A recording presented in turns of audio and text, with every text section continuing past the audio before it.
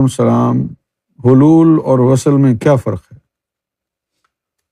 وصل تو یہ ہے کہ رب کی کوئی مخلوق آپ کے وجود میں آ کے استقرار پکڑ لے، رب کی کوئی مخلوق آ جائے اور آپ کے جسم میں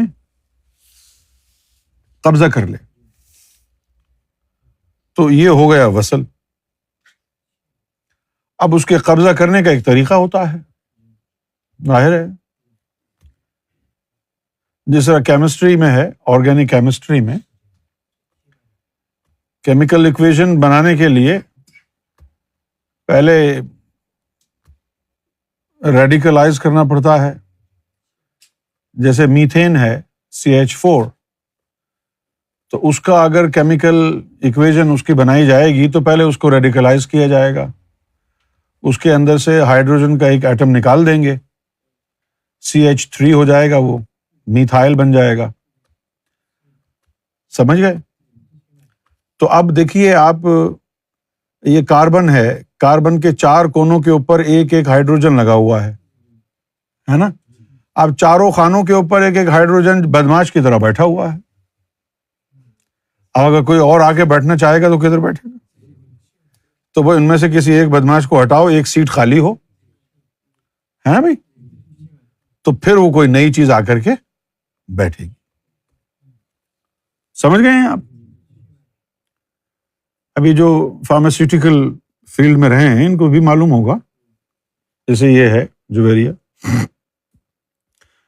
CH3، اب اس کا میتھائل وہ ریڈیکل بن گیا، اب اس کے ساتھ کوئی بھی ایکویشن لگ سکتی ہے، کیونکہ ایک ویل اس کی جو ہے نا خالی ہو گئی ہے ایک جگہ، وہ جو خالی ہو جانے کی وجہ سے اب وہاں بانڈ بن سکتا ہے۔ اسی طرح رب کی کوئی مخلوق آ کر کے تمہارے اندر رہے گی تو جگہ تو ہو، ہیں؟ آپ کے ساتھ لطیفے تو پورے مکمل آپ کے جسم پر قابض ہیں، وہ کہاں کے رہے گی؟ ہے نا؟ نہیں رہ سکتی نا۔ یہ تھوڑی کہ ادھر ادھر کہیں ڈال دو یار، ایسے تھوڑی ہوتا ہے۔ تو وصل کے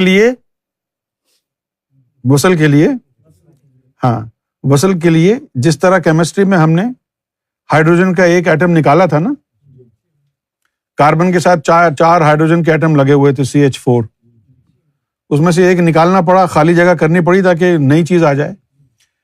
اسی طرح وصل کے لیے مقام فنا کی ضرورت پڑتی ہے، مقام فنا کی ضرورت پڑتی ہے۔ مقام فنا کے اندر پھر کیا ہوتا ہے کہ وہ جو چیز آتی ہے، اللہ کی کوئی مخلوق، طفل نوری آئے یا جثہ توفیق الہی آئے، وہ آ کر کے نفس کے جسوں کو کہتا ہے چلو آؤ بغل گیر ہو جاؤ، بغل گیر ہوتے ہیں، تاب نہیں لاتے ہیں، جل جاتے ہیں، ختم، فنش۔ اس کے بعد قلب کو کہتا ہے چلو تم گلے لگ جاؤ، وہ قلب کے جسے بھی جل جاتے ہیں، روح کو لگاتا ہے، اس کے جسے بھی جل جاتا ہے۔ اب یہ جگہ خالی کرنی ہے اس نے، تو یہ وہ وقت ہوتا ہے جب آپ کی موت واقع ہو جاتی ہے اللہ کی نظر میں، یو آر ڈیڈ، آپ کی حساب کتاب سب بند، سب بند، مر گیا نا۔ یہ مذاق نہیں کر رہا ہوں میں۔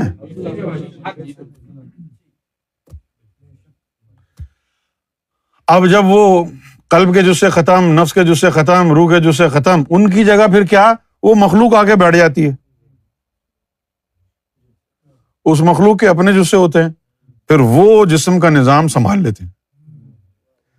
جب وہ جسم کا نظام سنبھال لیتے ہیں، لطیفہ اخفا اس مخلوق کا زبان کو سنبھال لیتا ہے، پھر وہ کہتا ہے کہ میں اس کی زبان بن جاتا ہوں جس سے یہ بولتا ہے، میں اس کے ہاتھ بن جاتا ہوں جس سے یہ پکڑتا ہے، میں اس کی ٹانگیں بن جاتا ہوں جس سے یہ چلتا ہے۔ اس طرح وہ ہوتا ہے نا پھر۔ یہ مقام وصل میں ہے۔ اچھا، رہ گئی بات حلول کی۔ حلول جو ہے وہ لفظ نکلا ہے حل سے، اور حل کو انگریزی زبان میں کہتے ہیں سالو کرنا۔ حل کا مطلب، حل ایک جو ہے نا ورب ہے، انگریزی میں اس کو کہتے ہیں ٹو سالو۔ اچھا، ایک تو وہ ہوتا ہے نا ٹو سالو اے پرابلم، اس کے اندر تو میتھمیٹیکل لینگویج میں تو اس کا جو ہے ہم نے پتہ چلانا ہے، لیکن اصل مطلب سالو کا ہوتا ہے کسی چیز کے ساتھ اس طرح مکس ہو جانا کہ سراغ نہ بچے اس کا. یعنی جیسے پانی میں نمک ڈال کے اس کو ہلاؤ تو اس کے پانی اور نمک کو ہلانے سے کیا ہوتا ہے, نمک اس میں حل ہو جاتا ہے. پھر وہ جو پانی ہے وہ ایک سالٹ کا سالونٹ بن جاتا ہے. کیا بن جاتا ہے؟ سالونٹ بن جاتا ہے. اب جب وہ سالونٹ بن گیا تو اب نمک اور پانی کا ملاپ ایسا ہو گیا کہ اب آپ ان کو جدا نہیں کر سکتے. ہے بھائی, نمک اور پانی. تو یہ خیال آیا منصور حلاج کو کہ میری جو روح ہے وہ اللہ کے روح میں حل ہو گئی.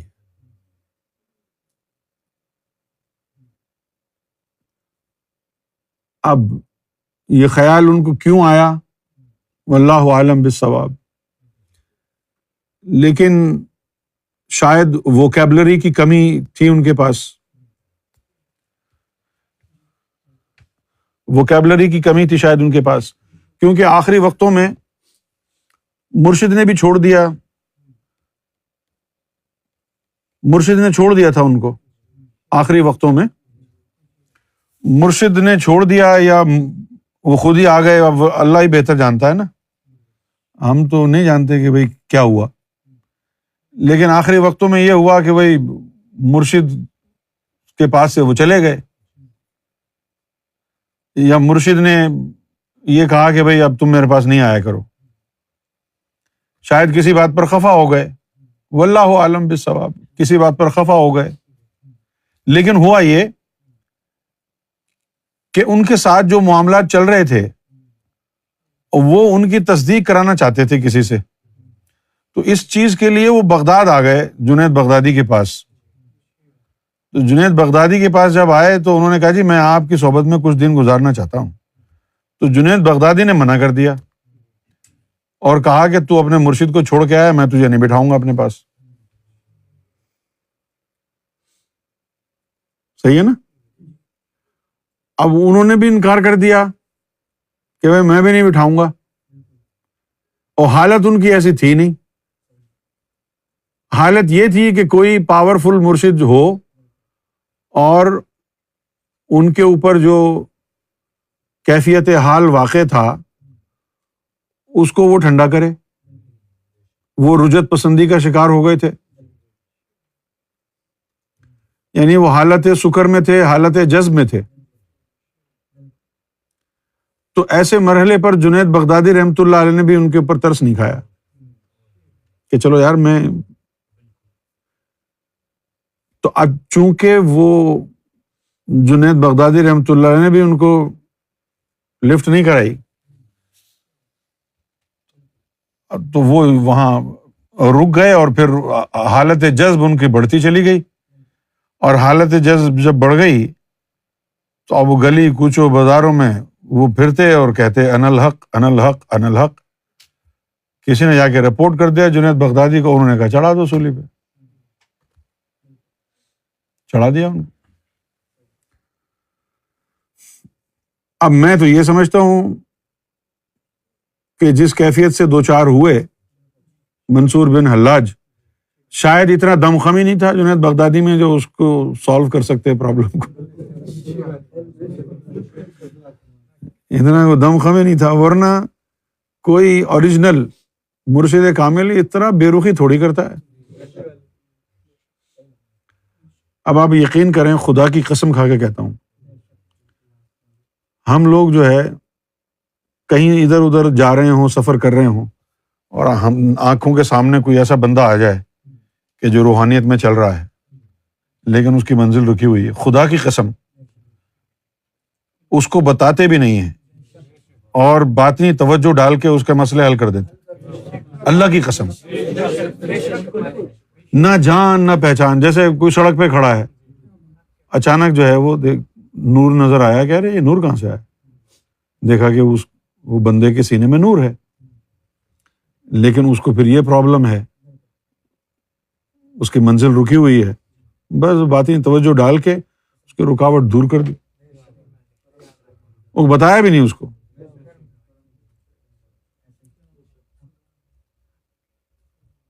تو یہ ان کو حالت جذب میں تھے، اب ان کو چاہیے تھا مرشد۔ اب مرشد کی بھی تو قسمیں ہوتی ہیں نا بھائی، کوئی کامل مرشد ہوتا ہے شریعت کا، کوئی اکمل ہوتا ہے طریقت کا، کوئی حقیقت کا مرشد ہوتا ہے۔ ان کو اس وقت چاہیے تھا حقیقت کا مرشد۔ یہ جو تعلیم ہے نا، اس کو سمجھنا بڑا ضروری ہے بچے۔ ایک تو شریعت کا کامل ہے، ایک طریقت کا کامل ہے، ایک حقیقت کا کامل ہے۔ طریقت کا جو کامل ہے وہ یہ لطیفوں کو لگائے گا اللہ اللہ میں، جسے نکالے گا، ان کی تیر سیر کرائے گا، لیکن اس کے بعد جو باقی منازل ہیں وہ ذکر و فکر سے نہیں طے ہوتے، وہ نظروں سے طے ہوتے ہیں۔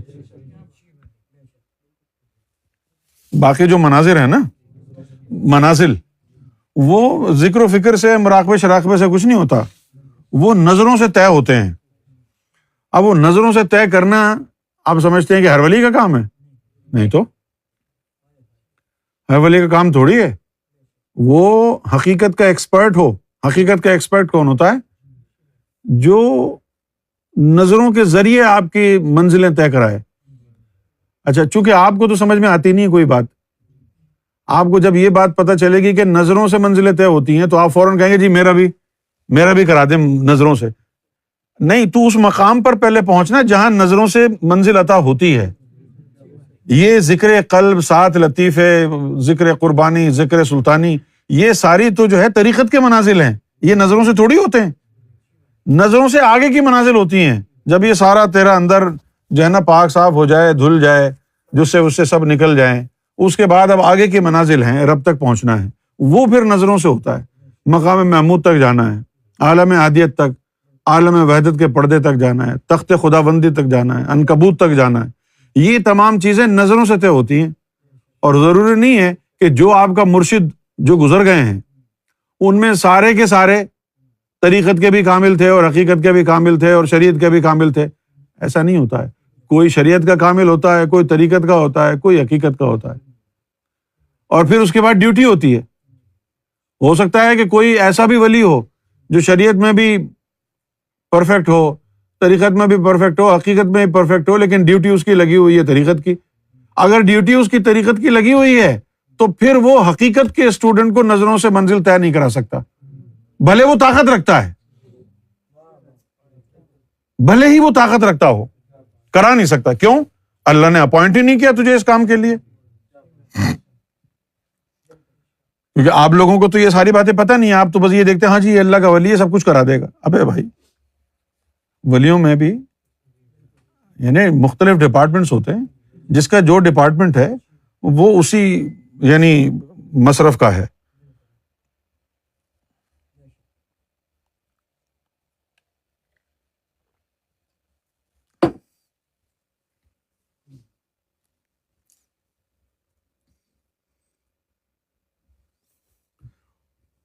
تو حلول جو ہے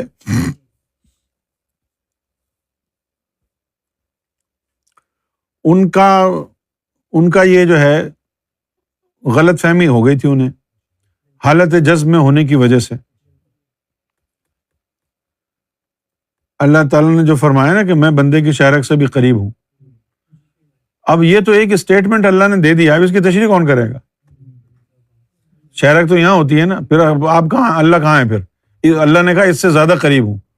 اس سے زیادہ قریب کا مطلب یہ ہے کہ میں ہوں، جس کو تو سمجھ رہا ہے وہ میں ہوں۔ شارک سے قریب کا مطلب تو یہ ہو گیا نا، شارک سے قریب ہوں کا مطلب یہ ہے you think it's you but it's not you, it's me. ٹھیک ہے نا؟ اچھا، اب اگر یہ کہا جائے کہ ہاں بھائی میں ہی میں ہوں، تو وہ کیا کہے گا؟ انا الحق، انا الحق، یہی بولے گا نا، ہے نا؟ تو اب اس کو وہ کیا سمجھیں؟ اب اس کو وہ کیا سمجھیں؟